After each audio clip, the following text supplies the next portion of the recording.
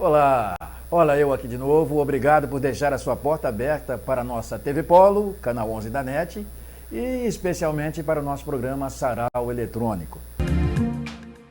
Vou começar lendo para vocês poemas aqui do Afonso Romano de Santana.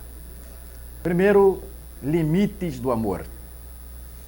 Condenado estou a te amar nos meus limites, até que exausta e mais querendo um amor total, livre das cercas, te despeças de mim, sofrida, na direção de outro amor, que pensas ser total e total será nos seus limites de vida. O amor não se mede pela liberdade de se expor nas praças e bares em empecilho. É claro que isto é bom e às vezes sublime, mas se ama também de outra forma, incerta. E este é o mistério. Ilimitado, o amor às vezes se limita. Proibido é que o amor às vezes se liberta. Outro poema de Afonso Romano de Santana. Que país é este? Uma coisa é um país, outra um ajuntamento. Uma coisa é um país, outra um regimento. Uma coisa é um país, outra o confinamento. Mas já soube datas, guerras, estátuas, usei caderno avante e desfilei de tênis para o ditador.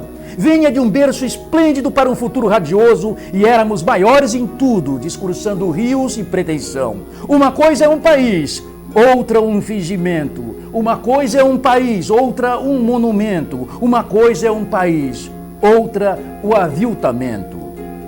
Há 500 anos caçamos índios e operários. Há 500 anos queimamos árvores e hereges. Há 500 anos estupramos livros e mulheres. Há 500 anos sugamos negras e aluguéis. Há 500 anos dizemos que o futuro a Deus pertence, que Deus nasceu na Bahia, que São Jorge é que é guerreiro, que do amanhã ninguém sabe, que conosco ninguém pode, que quem não pode sacode. Há 500 anos somos pretos de alma branca, não somos nada violentos. Quem espera sempre alcança e quem não chora não mama, ou quem tem padrinho vivo não morre nunca pagão. Há 500 anos propalamos, este é o país do futuro, antes tarde do que nunca, mas vale quem Deus ajuda, e a Europa ainda se curva. Há 500 anos somos raposas verdes, colhendo uvas com os olhos, semeamos promessa e vento com tempestades na boca, sonhamos a paz da Suécia com suíças militares, vendemos ciris na estrada e papagaios em Haia, na Holanda, senzalamos casas grandes e sobradamos mocambos, bebemos cachaça e brama, Joaquim Silvério e derrama. A polícia nos dispersa e o futebol nos conclama, cantamos salve rainhas e salve-se quem puder, pois Jesus Cristo nos mata num carnaval de mulatas. Outro poema de Afonso Romano de Santana. Intervalo amoroso. O que fazer entre um orgasmo e outro quando se abre o intervalo sem teu corpo? Onde estou quando não estou no teu gozo incluído? Sou todo exílio? Que imperfeita forma de ser é essa quando de ti, mulher, eu sou apartado? Que neutra forma toco quando não toco seus seios, coxas e não recolho o sopro da vida de tua boca, ó mulher? O que fazer entre um poema e outro olhando a cama, a folha fria? Poema de Afonso Romano de Santana, a coisa pública e a privada. Entre a coisa pública e a privada achou-se a república assentada. Uns queriam privar da coisa pública, outros queriam provar da privada, conquanto é claro que na provação a privada publicamente parecesse perfumada. Dessa luta intestina entre a gula pública e a privada, a república acabou desarranjada e já ninguém sabia quando era empresa pública, privada pública ou pública privada. Assim ia a res pública avacalhada, uma res pública charqueada, uma res pública publicamente corneada, que por mais que lhe batessem na cangalha, mais vivia escangalhada. Qual o jeito? Submetê-la a um jejum? Ou dar purgante à esganada res pública que, embora a prisão de ventre, tinha pança inflacionada? O que fazer? O que fazer? Privatizar a privada onde estão todos publicamente assentados? Ou publicar de uma penada que a coisa pública, se deixar de ser privada, pode ser recuperada? Sim, é preciso sanear, desinfetar a coisa pública, limpar a verba malversada, dar descarga na privada. Mas quem dará? Quem dará? Enfim, acabar com a alquimia de empresas públicas privadas que querem ver suas fezes em ouro alheio transformadas. O amor e o outro, Afonso Romano de Santana. Não melhor nem pior do que ninguém. Do meu jeito amo, ora esquisito, ora fogoso, às vezes de aflito ou ensandecido de gozo. Já amei até com nojo. Coisas fabulosas acontecem em mim no leito. Nem sempre de mim dependem, confesso. O corpo da outra, do outro, é que é sempre surpreendente. Epitáfio para o século XX. Afonso Romano de Santana. Há que jaz um século onde houve 2 ou 3 guerras mundiais e milhares de outras pequenas e igualmente bestiais.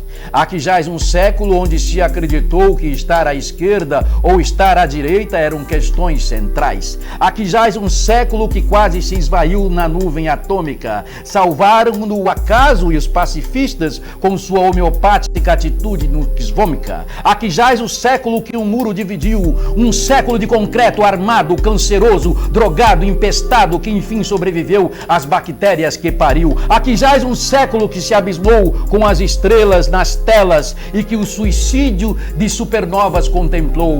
Um século filmado que o vento levou. Há que jaz um século semiótico e despótico que se pensou dialético e foi patético e aidético. Um século que decretou a morte de Deus, a morte da história, a morte do homem, em que se pisou na lua e se morreu de fome, se morreu de fome. Há que jaz um século que, opondo classe e classe, quase se desclassificou. Século cheio de infâmias, século cheio de anátemas e antenas, sibérias e gestapos ideológicas safenas. Século technicolor que tudo transplantou e o branco do negro a custo aproximou. Aqui jaz um século que se deitou no divã, século narciso e esquizo que não pôde computar seus neologismos. Século vanguardista, marxista, guerrilheiro, terrorista, freudiano, prussiano, joyciano, Borges, kafkiano. Século de utopias e hippies que caberiam no chip.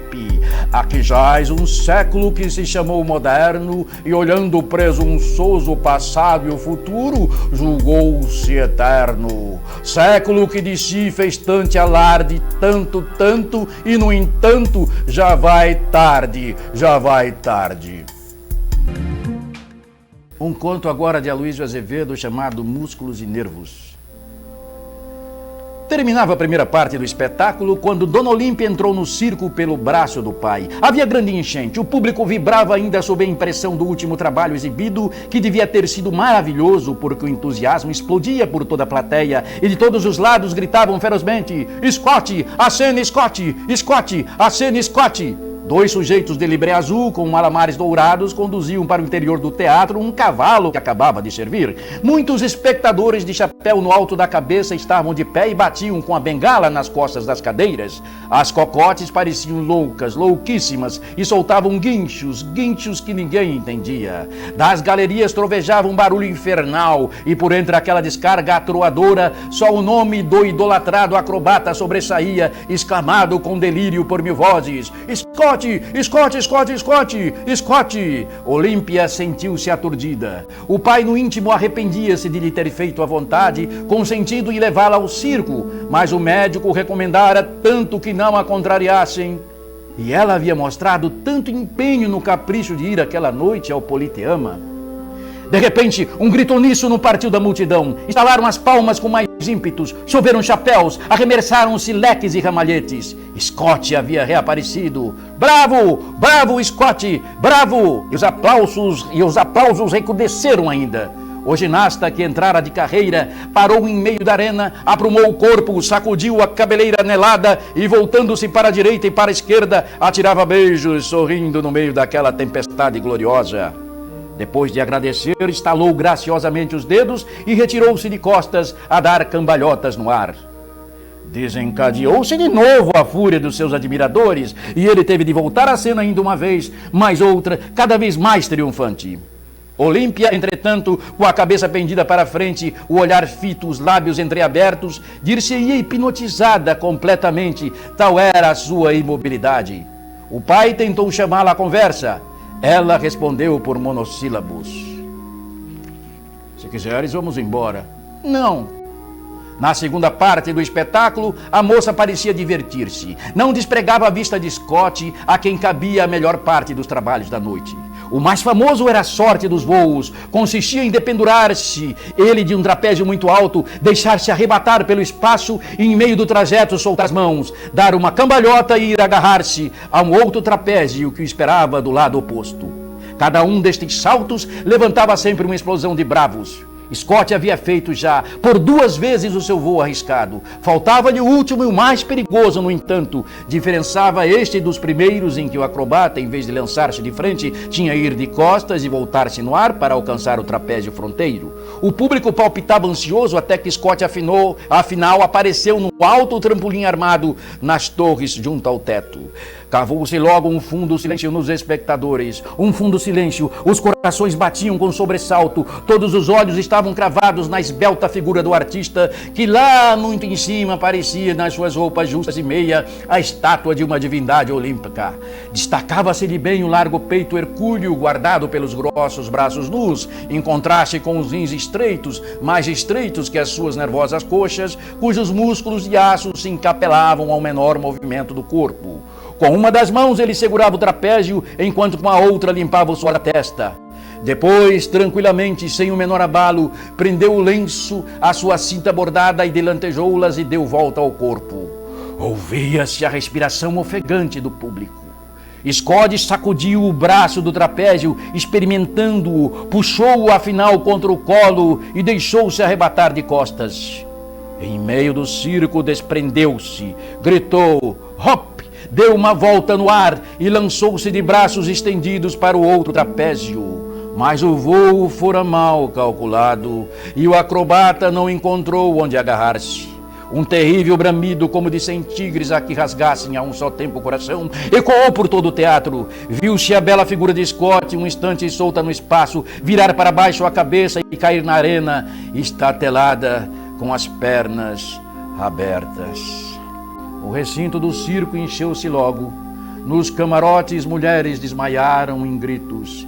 Algumas pessoas fugiam espavoridas como se houvesse um incêndio. Outras jaziam pálidas, a boca aberta e a voz gelada na garganta. Ninguém mais se entendia. Nas torres passavam uns por cima dos outros numa avidez aterrada, disputando ver se conseguiam distinguir o acrobata. Este, todavia, sem acordo e quase sem vida, agonizava por terra a vomitar sangue. Olímpia, pálida, trêmula, tonta, quando deu por si, achou-se, sem saber como, ao lado do moribundo acrobata. Ajoelhou-se no chão, tomou-lhe a cabeça no colo e vergou-se toda sobre ele, procurando sentir nas faces frias o derradeiro calor daquele belo corpo escultural e másculo. E desatinada, ofegante, apalpava-lhe o peito, o rosto, a bronzea carne dos braços, e com um grito de extrema agonia, molhava a boca no sangue que ele expelia pela boca.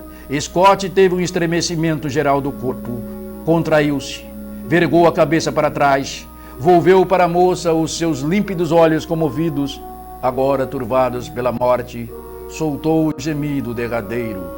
E o corpo do acrobata escapou das mãos finas de Olímpia, completamente inanimado. Eu espero que vocês tenham gostado dos poemas, né, e do conto de hoje. Deixe sempre a sua porta aberta porque eu voltarei. Saudações poéticas.